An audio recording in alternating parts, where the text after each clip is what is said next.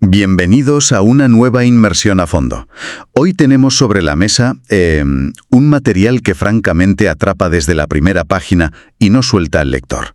Se trata de un documento fascinante y, bueno, para algunos sectores, bastante controvertido, titulado Las 95 tesis psicocristianas. Es un título que ya de por sí invita a darle una vuelta a muchas cosas, sin duda. Plantea un choque de trenes conceptual desde la misma portada. Totalmente. Y la introducción nos sitúa de inmediato en el meollo del asunto. Este documento explora una tensión histórica muy real, la fricción que siempre ha existido entre la fe cristiana y la psicología moderna. Sí, aborda un fenómeno que muchísimas personas viven en absoluto silencio. Eso es. Muestra cómo es perfectamente posible orar muchísimo, tener una vida espiritual profundísima y, sin embargo, seguir sufriendo de ataques de ansiedad, insomnio o depresión. Nos plantea cómo a lo largo de los siglos ciertas estructuras religiosas a veces han intentado llenar ese vacío clínico con culpa. Con culpa en lugar de ofrecer una comprensión real del funcionamiento de la mente, claro. Y el autor arranca reconociendo que vivimos en una época un tanto esquizofrénica en ese sentido. El alma humana clama por encontrar un propósito, un sentido trascendente, mientras que la mente, la psique, lucha a duras penas por mantener el equilibrio en el día a día. Es una lucha constante. Exacto. El texto expone cómo demasiadas veces entre la fe y la salud mental se ha abierto una especie de abismo, un abismo que lamentablemente se suele rellenar con miedos o con lo que el libro denomina espiritualizaciones malentendidas. Espiritualizaciones malentendidas, o sea, tapar un trauma complejo con un versículo bíblico sacado de contexto. Efectivamente. Y por eso estamos hoy aquí. La misión de nuestro análisis a fondo, a petición de quienes buscan entender estas dinámicas tan complejas, será centrarse casi exclusivamente en una de las partes más potentes y aplicables de todo el documento. Vamos a enfocarnos en la tesis 2, que lleva por título ¿Cómo superar las decepciones de personas que hago llamar mis hermanos? Un tema delicadísimo. Lo es. Y nuestra misión es comentar esta tesis en altísima resolución, analizar sus dos vertientes principales, la psicológica y la espiritual, y sacar conclusiones claras sobre cómo sanar cuando esas comunidades de absoluta confianza se desmoronan y te fallan. Es una misión sumamente pertinente, porque al final del día, la decepción dentro de un círculo de confianza íntimo es una de las experiencias humanas más universales y a la vez más complejas de procesar. Ya te digo. No hace falta ser un erudito en teología para entender el dolor de la traición. Vale, vamos a desgranar esto. Para entender bien la magnitud de la tesis 2, primero necesitamos contextualizar un poco la obra en sí. El propio autor hace un paralelismo histórico que me parece interesantísimo. Compara este documento con las famosas 95 tesis que Martín Lutero clavó en la puerta de la iglesia de Wittenberg allá por el siglo XVI, para confrontar la rigidez de su época. Un paralelismo atrevido, desde luego. Muy atrevido. Pero el texto aclara enseguida que estas nuevas tesis psicocristianas no buscan fundar una nueva doctrina ni crear un cisma. Buscan más bien despertar conciencias anestesiadas. Hay una frase en el prólogo que marca el tono de todo el viaje, y dice: no toda herida es pecado, ni toda culpa es conciencia. Tela con esa frase, porque es una disección quirúrgica de la culpa tóxica. Con esa afirmación, el texto expone de manera brillante ese abismo silencioso del que hablábamos hace un momento. Nos muestra la brecha entre una fe que en teoría tiene el inmenso potencial de sanar y una mente que de forma irremediable necesita ser descifrada y comprendida con herramientas clínicas. Claro. Antes de sumergirnos en la tesis 2. Porque cuando alguien, dentro de un círculo íntimo de valores, alguien a quien se considera un hermano, ya sea en la fe, en un proyecto vital o en unos ideales compartidos, te decepciona de forma grave... El golpe no es simple. ¿Qué va? No es simple en absoluto. El impacto es bidimensional. Golpea la psique y destroza el espíritu simultáneamente. Y aquí es donde veo la conexión de valor clarísima para nuestra audiencia de hoy. Porque independientemente de las creencias específicas o la religión de cada cual, absolutamente todo el mundo, en algún momento de su vida, se ha sentido defraudado por personas que compartían su misma visión del mundo. Todos hemos pasado por ahí. Puede ser la traición de un mentor, un escándalo dentro de una ONG en la que se trabajaba como voluntario, o la ruptura de un grupo filosófico muy unido. Y cuando eso pasa, vaya si duele. No es un simple enfado pasajero. Provoca una verdadera crisis de identidad. Te hace cuestionarte si todo lo que creías era una farsa. Exactamente. La traición de un igual, de alguien que comparte tu mismo sistema de valores fundamentales, desestabiliza los mismísimos cimientos sobre los que construimos nuestro sentido de pertenencia y seguridad en el mundo. El cerebro lo procesa como una amenaza a la supervivencia social. Como que te expulsan de la tribu, digamos. Eso es. Por eso, el autor no se queda en palmaditas en la espalda, sino que divide la solución de esta tesis 2 en dos frentes que considera absolutamente necesarios e indivisibles: el trabajo mental y el trabajo del alma. Pues entremos entonces de lleno en esa primera lente, la lente psicológica. El autor disecciona el dolor de la traición dentro de una comunidad de una manera sumamente cruda y práctica, estableciendo 4 pasos. Aquí es donde se pone muy interesante, porque el primer paso que instruye el texto es una advertencia directa contra la positividad tóxica. Un mal muy de nuestra época. Sí, advierte contra el uso de frases trampa como, bueno, no importa tanto, o hay que ser fuertes, o ya lo superaré rápido. Pero a ver, me hago de abogado del diablo un momento. ¿No es mirar hacia otro lado y tirar para adelante un mecanismo de supervivencia totalmente válido cuando recibes un golpe así? Es un mecanismo de supervivencia a corto plazo, sí, pero a largo plazo es una bomba de relojería emocional. Ya. Ese es precisamente el peligro que señala el documento en su primer paso desde la psicología: reconocer el dolor sin negarlo ni anestesiarlo. Cuando se rompe la confianza radical, minimizar el daño o decir que no pasa nada es contraproducente porque encapsula el trauma. La sanación real siempre comienza por auditar la herida. Auditar la herida. Saber cuánto sangra.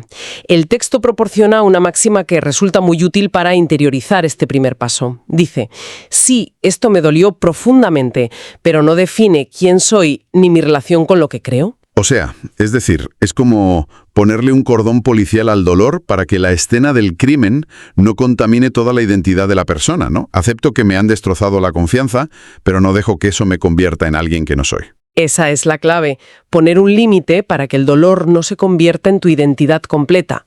Y eso enlaza de forma natural con el segundo paso psicológico que detalla el texto: distinguir entre la persona y el sistema. El autor menciona que fallar en esto es caer en un sesgo cognitivo gigantesco y destructivo. Espera, para no perdernos con la terminología clínica, ¿a qué se refiere exactamente el texto con ese sesgo cognitivo en la práctica del día a día? ¿Cómo se manifiesta en alguien que acaba de sufrir una traición en su comunidad? Para explicarlo de forma sencilla, la mente humana, para ahorrar energía, funciona por asociación. Es el efecto halo o el sesgo de representatividad. Vale. Si una figura de autoridad, digamos un líder espiritual, un mentor o incluso un amigo íntimo dentro de esa comunidad, representa unos ideales de pureza, bondad o justicia, el cerebro fusiona a la persona con el ideal. Los hace inseparables. Exacto.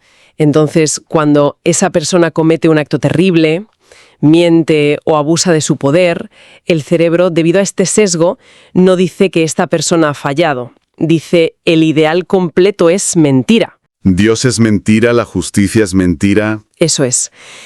El texto subraya que una falla humana, por aberrante que sea, no invalida la organización, la espiritualidad o el valor subyacente en sí mismo. Confundir la fe con las personas falibles que la integran es un error cognitivo que arrasa con todo. Claro. Fíjate que pensando en esto, me viene a la mente una analogía que creo que lo clava. Idolatrar a las figuras de autoridad, esperando de ellas una perfección infalible, por el simple hecho de llevar una etiqueta de hermano o líder, es como construir un rascacielos entero sobre unos cimientos de cristal. Me gusta esa imagen. Es espectacular mientras brilla, pero cuando el cristal inevitablemente se resquebraja por el peso de la simple humanidad y los defectos de esa persona, da la sensación de que todo el edificio, toda tu estructura de creencias y tu mundo colapsa con él. Es una analogía fantástica. Y el problema no es el rascacielos de tus valores. El problema es que se eligió el cristal de la perfección humana como cimiento. Por eso, separar al individuo de la idea es pura supervivencia mental. Y esto nos lleva al tercer paso psicológico que aborda lo que pasa semanas o meses después del colapso. ¿Qué pasa entonces? Pues que hay que evitar quedarse a vivir en la amargura. El resentimiento prolongado se convierte en una prisión interna donde el único envenenado eres tú. Pero a ver, seamos realistas un momento. Sobre el papel suena precioso esto de liberarse del poder de esa decepción. Pero cuando alguien de tu círculo más íntimo, alguien que usaba el mismo lenguaje de amor o de fe, te apuñala por la espalda, lo natural es sentir una rabia volcánica. El autor no peca de ser un poco utópico o de exigir un nivel de santidad inalcanzable al pedir que no haya amargura. Es una objeción muy válida. Y el texto es exquisitamente cuidadoso justo en este punto, para no caer en utopías. Aclara, con letras mayúsculas, que perdonar o soltar la amargura no significa en absoluto justificar abusos. No significa permitirlos o volver a confiar ciegamente en quien hizo el daño. ¿Vale? No es poner la otra mejilla para que te sigan pegando. Para nada. No es un pase libre para el agresor. Significa lograr lo que en psicología llamamos un proceso de cierre cognitivo. ¿Y cómo se traduce ese cierre cognitivo para alguien que esté sintiendo esa rabia ahora mismo? Es dar un portazo mental. No es ignorarlo, es procesarlo hasta agotarlo. El autor sugiere ejercicios muy terrenales. Recomienda escribir los sentimientos sin filtros, identificar activamente qué señales de alarma se pueden aprender a detectar para el futuro e incluso, cuando se esté preparado, llegar a agradecer el aprendizaje sobre los propios límites que esa dolorosa experiencia forzó a establecer. ¿Aprender a protegerse? Sí, el cierre cognitivo es cortar el cordón umbilical mental que te sigue uniendo a la persona que te decepcionó. Es decir, me hiciste daño, pero ya no controlas mi estado de ánimo de hoy. Lo cual nos deja a las puertas del cuarto y último paso psicológico de esta sección. Redefinir expectativas. Básicamente, dejar de esperar que un grupo de seres humanos, por muy nobles que sean sus ideales, se comporte como una legión de ángeles intachables. Exacto. Redefinir las expectativas es aceptar la imperfección inherente a la condición humana, incluso en los espacios más sagrados o altruistas. No es cinismo ni resignación. El autor lo define como realismo psicológico. Realismo psicológico. Me lo apunto. Es la única forma de alcanzar la verdadera madurez emocional dentro de cualquier comunidad. Si esperas perfección, vas a vivir en una decepción crónica. Vale, la parte mental, la arquitectura psicológica del dolor, ya la tenemos más o menos acotada con estos 4 pasos. Pero, como mencionabas al principio, el texto no se queda únicamente en la mente. No es solo un manual de psicología cognitiva. Aborda el alma, aborda el espíritu y el vacío que queda cuando la lógica ya no es suficiente. Y creo que es el momento perfecto para pivotar e iluminar la perspectiva espiritual de esta misma tesis 2. ¿Cómo plantea el texto curar esa otra mitad de la herida? Lo fascinante aquí es cómo el autor logra hacer una transición tremendamente fluida, argumentando que la decepción humana profunda pide en última instancia purificar la fe. Propone un concepto que es un desafío en toda regla, pasar de tener una fe prestada a desarrollar una fe verdaderamente personal. Y de nuevo, lo estructura en 4 puntos clave. ¿A qué se refiere exactamente con una fe prestada? Suena a vivir de alquiler en las creencias de otros. Es una metáfora brillante. El primer punto espiritual de la tesis 2 es recordar la relación principal. El autor argumenta que mucha gente tiene una fe prestada porque su espiritualidad se basa en observar el buen comportamiento de sus líderes, de su congregación o de su comunidad. Su anclaje son los hombres. Eso es, si la comunidad es buena, Dios es bueno. Por tanto, cuando la comunidad falla, su fe se evapora, porque era prestada. El texto plantea que la fe auténtica exige recordar que el anclaje fundamental es directamente con lo divino, con el concepto de Dios, de la verdad o del amor absoluto, y no con los intermediarios. Es un cambio de enfoque brutal. Imagino que es como estar mirando un cuadro precioso en un museo. Si tu fe es prestada, estás obsesionado con el marco de madera que rodea la pintura. El marco son las personas, la institución, la iglesia. Y si un día descubres que el marco está podrido o astillado, te enfadas tanto que quieres tirar la obra de arte entera a la basura. Lo que pide el texto es, deja de mirar el dichoso marco y vuelve a enfocar tus ojos en el lienzo, que es lo verdaderamente importante. Totalmente. Esa imagen del lienzo y el marco ilustra la purificación de la fe a la perfección. Es mirar a través de los hombres, reconociendo su imperfección para conectar con lo divino. Y esto nos lleva al segundo punto espiritual, que es quizás el argumento de mayor peso en todo el documento, porque utiliza el ejemplo histórico y teológico supremo de la tradición cristiana. El texto nos pone un espejo enorme frente a la cara, citando la propia experiencia de Jesús de Nazaret. Fíjate que esto me llamó muchísimo la atención cuando revisaba las fuentes. Porque es muy fácil teorizar sobre la traición en abstracto, pero el texto nos aterriza en la narrativa de alguien que lo perdió absolutamente todo a manos de sus hermanos. Así es, utiliza el relato de Jesús no solo como dogma, sino como el modelo máximo de resiliencia ante la traición del círculo de confianza. Pensemos en la narrativa. Jesús no fue traicionado por el Imperio Romano en primera instancia. Fue traicionado por su círculo más íntimo, por la gente con la que compartía el pan. Sus amigos más cercanos. Pedro, uno de sus pilares, juró que no le conocía cuando las cosas se pusieron feas. Judas, el tesorero de su grupo, lo vendió directamente, y el resto de sus seguidores simplemente huyeron a esconderse en el momento de mayor crisis. Es la definición gráfica de que tu comunidad te deje tirado en el peor momento imaginable. Y el documento subraya la respuesta de Jesús. A pesar de enfrentarse a la máxima decepción por parte de quien nos llamaba activamente sus hermanos, no hubo amargura, no hubo un rechazo a su misión divina, ni un ataque de cinismo. Su respuesta desde la cruz, en medio de la agonía, fue de una compasión radical. Padre, perdónalos porque no saben lo que hacen. Increíble. El autor utiliza esto para demostrar que el dolor agudísimo de la traición y la madurez espiritual pueden coexistir. El ejemplo de Jesús enseña cómo responder con un amor firme que no niega la traición, pero que se niega a ser definido por ella. Lo cual enlaza directamente con el tercer punto espiritual que aborda la tesis: la transformación. Convertir esa decepción devastadora en un motor de crecimiento. Me encanta la idea de que toda herida puede convertirse en una maestra severa, pero maestra al fin y al cabo. El texto dice literalmente que las decepciones humanas pueden ser el camino necesario hacia una fe mucho más pura. Porque destruye las ilusiones. Las ilusiones infantiles, claro. Exacto. Cuando la decepción te golpea y sobrevives a ella, procesándola correctamente, te vuelves inmensamente más sabio a la hora de otorgar tu confianza. Aprendes a valorar la autenticidad y la honestidad cruda por encima de las simples apariencias morales, las sonrisas de domingo o las posturas religiosas súper correctas pero vacías por dentro. Y para que esa transformación no se quede en un simple ejercicio intelectual de resiliencia, el cuarto y último punto espiritual que aborda el autor es sumamente práctico: la necesidad de una oración o meditación sana. Mantener una vía de comunicación abierta. Sí, porque el riesgo más grande, después de una traición comunitaria, es que el corazón se endurezca y se calcifique. El objetivo de esta meditación o de este rezo sano, según la tesis 2, es buscar activamente la sanación del corazón herido, para poder seguir amando. Es un antídoto contra el cinismo.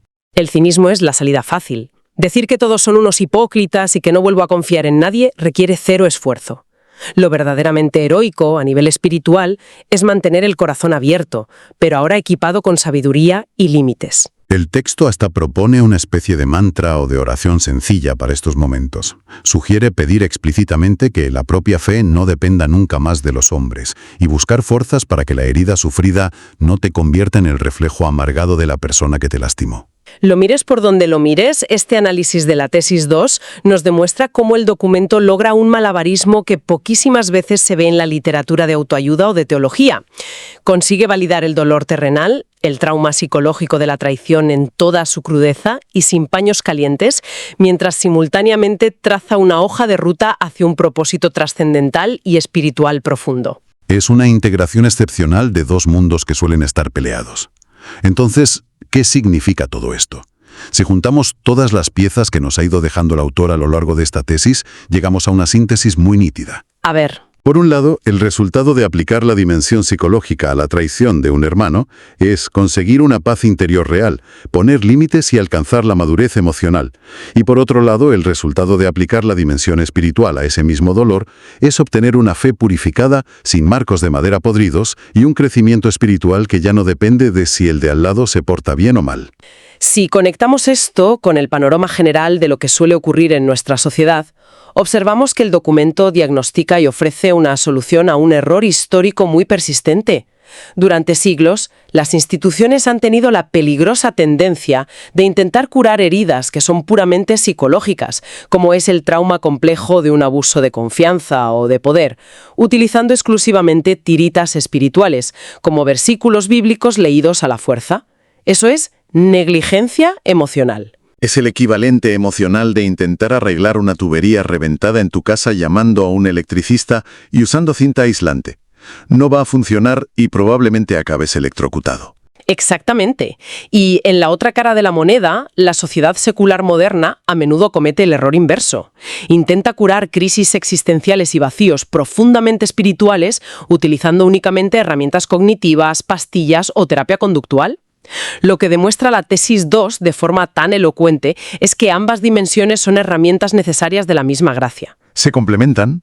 La psicología te aporta el autoconocimiento, la gestión de límites saludables y el procesamiento forense de la herida emocional. La espiritualidad te aporta el sentido último, el anclaje en lo eterno y la capacidad para perdonar. Separarlas, según el autor, es dejar a la persona a medias en la mesa de operaciones. Y aquí es vital recordar el mensaje central de forma imparcial, haciendo un poco de retrospectiva, porque es importantísimo subrayar que independientemente de las creencias religiosas o de la brújula espiritual que tenga cualquier persona que nos escuche hoy, este texto ofrece un mapa inmensamente valioso para la resiliencia humana en su sentido más amplio. Nos deja una regla de oro grabada a fuego. ¿Cuál dirías que es? Que no hay que espiritualizar el abuso o la mala conducta de otros, justificándolo como que será la voluntad de Dios, o que es una prueba. Ni tampoco hay que psicologizar o intelectualizar tanto la fe hasta quitarle por completo su componente trascendente y misterioso. Es un enfoque equilibrado que, ante todo, protege la integridad del individuo, evita que la persona se convierta en una víctima perpetua y sumisa de sistemas rígidos o sectarios, pero también evita que caiga en ese resentimiento crónico que aísla a la gente y destruye su capacidad de volver a confiar en el futuro y de formar comunidad. Madre mía, ha sido un viaje intelectual y reflexivo verdaderamente intenso. Para ir aterrizando y cerrando esta inmersión de hoy, recapitulemos el terreno que hemos cubierto. Hemos explorado cómo el documento de las 95 tesis psicocristianas hace un trabajo meticuloso para conciliar la mente clínica y la fe profunda. Un trabajo exhaustivo, sí. Al diseccionar específicamente la tesis 2, hemos aprendido paso a paso a procesar la amarguísima decepción de aquellos a quienes en su día llamamos hermanos. Y lo más importante de todo, hemos visto cómo separar el error, la traición y la fragilidad humana del valor real e incalculable de nuestras propias creencias, como mirar el lienzo en lugar del marco. Y todo este análisis nos plantea una pregunta importante, una reflexión final que, de hecho, me gustaría dejar votando y que se nutre de otro concepto fascinante que el autor explora más adelante, en la tesis 5 de este mismo libro. Cuéntanos. Y en esa sección se hace una analogía brutal, comparando el crecimiento interior del ser humano con el crecimiento de la masa muscular. En biología sabemos que el crecimiento real de los músculos del cuerpo requiere que se produzcan pequeños microdesgarros en las fibras. Esos desgarros, creados por la tensión extrema y el estrés del peso, son necesarios para que el tejido luego se reconstruya, cicatrice y se vuelva mucho más fuerte y voluminoso. Vale, te sigo. Pensando en este principio biológico y conectándolo de lleno con lo que hemos estado analizando hoy, ¿qué pasaría si las decepciones más dolorosas que sufrimos en nuestros círculos de mayor confianza no son, como a menudo tememos desde el pánico, el fin del mundo o la destrucción definitiva de nuestras convicciones? ¿Qué pasaría si en realidad esas traiciones monumentales son los desgarros exactos, inmensamente dolorosos, pero absolutamente necesarios para que nuestra identidad, nuestra fe y nuestros valores más profundos maduren de verdad y se vuelvan verdaderamente inquebrantables? Vaya, qué gran pensamiento para llevarnos hoy y darle una vuelta durante la semana. Es darle un sentido evolutivo a un dolor que de otra forma te destruiría. A todas las personas que han estado del otro lado compartiendo este espacio y esta reflexión con nosotros, muchísimas gracias por acompañarnos. Sigamos siempre cuestionando lo establecido, aprendiendo de las heridas y buscando esa profundidad que da sentido real a las cosas que nos pasan. Nos despedimos cordialmente por hoy y nos encontramos en futuros análisis a fondo. Hasta la próxima. Ha sido un verdadero placer diseccionar esto hoy. Hasta pronto y sigan profundizando.